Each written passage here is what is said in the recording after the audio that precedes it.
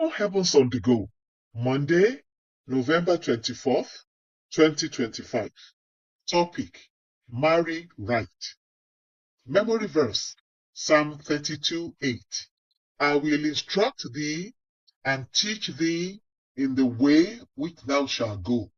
I will guide thee with mine eye. Bible reading: Judges 16:4-21. And it came to pass afterward that he loved a woman in the valley of Sorek, whose name was Delilah. And the lords of the Philistines came up unto her, and said unto her, Entice him, and see wherein his great strength lieth, and by what means we may prevail against him, that we may bind him to afflict him. And we will give thee, every one of us, 1,100 pieces of silver. And Delilah said to Samson, Tell me, I pray thee, wherein thy great strength lieth, and wherewith thou mightest be bound to afflict thee. And Samson said unto her, If they bind me with 7 green wheats that were never dried, then shall I be weak, and be as another man. Then the lords of the Philistines brought up to her 7 green wheats which had not been dried, and she bound him with them. Now there were men lying in wait, abiding with her in the chamber. And she said unto him, The Philistines be upon thee, Samson. And he brake the wheats, as a thread of tow is broken when it toucheth the fire. So his strength was not known.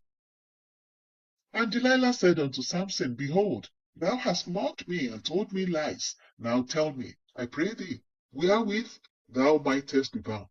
And he said unto her, If they bind me fast with new ropes that never were occupied, then shall I be weak, and be as another man. Delilah therefore took new ropes, and bound him therewith, and said unto him, The Philistines be upon thee, Samson. And there were liers in wait abiding in the chamber, and he brake them from off his arm like a thread.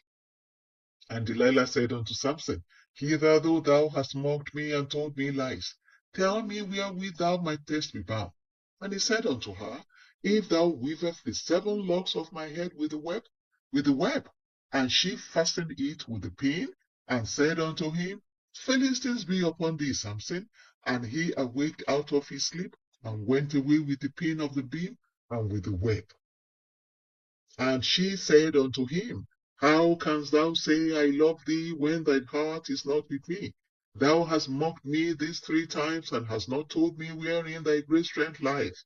And it came to pass, when she pressed him daily with her words, and urged him, so that his soul was vexed unto death, that he told her all his heart, and said unto her, There had not come a razor upon my head, for I have been a Nazarite unto God from my mother's womb. If I be shaven, then my strength will go from me, and I shall become weak, and be like any other man. And when Delilah saw that he had told her all his heart, she sent and called for the lords of the Philistines, saying, Come up this once, for he had shewed me all his heart. Then the lords of the Philistines came up unto her, and brought money in their hand. And she made him sleep upon her knees. And she called for a man, and she caused him to shave off the 7 locks of his head. And she began to afflict him, and his strength went from him. And she said, The Philistines be upon thee, Samson. And he awoke out of his sleep, and said, I will go out as at other times before, and shake myself. And he wist not that the Lord was departed from him. But the Philistines took him, and put out his eyes, and brought him down to Gaza, and bound him with fetters of brass. And he did grind in the prison house. The message.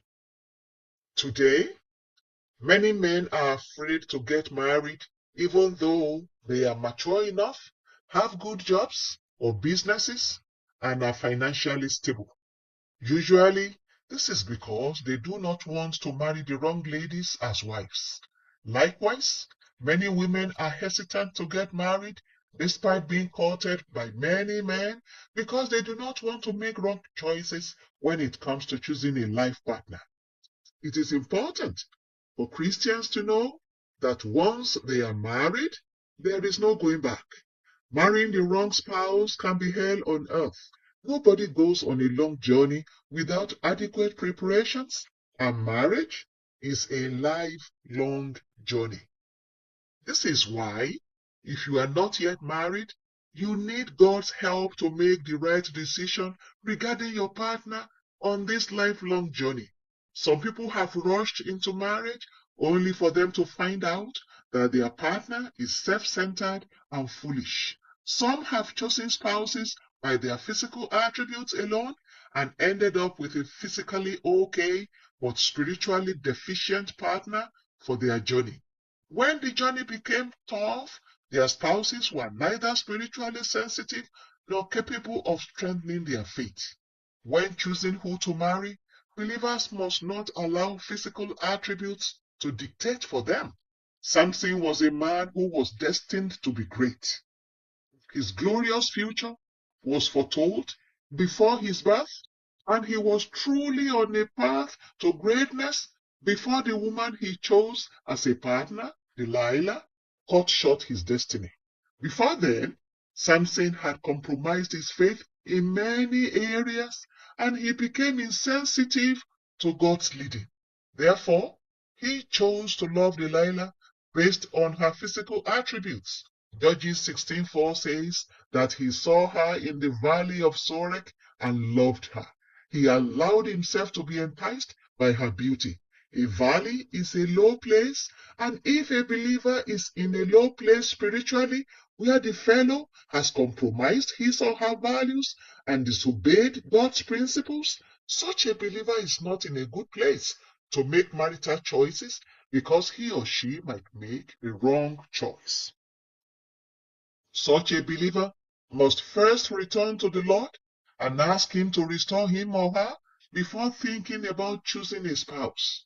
Beloved, if you are not yet married, God wants to lead you to make the right choice about whom to marry. You must, however, be living in obedience to His words and principles for Him to lead you to make the right choice. Key point. Hearing from God is critical when it comes to choosing the right person to marry. Bible reading in 1 year, Romans 1-3. Hymn for today, Guide me, O thou great Jehovah. The Open Heavens is written by Pastor E.A. Adeboye, the General Overseer of the Redeemed Christian Church of God. God bless you.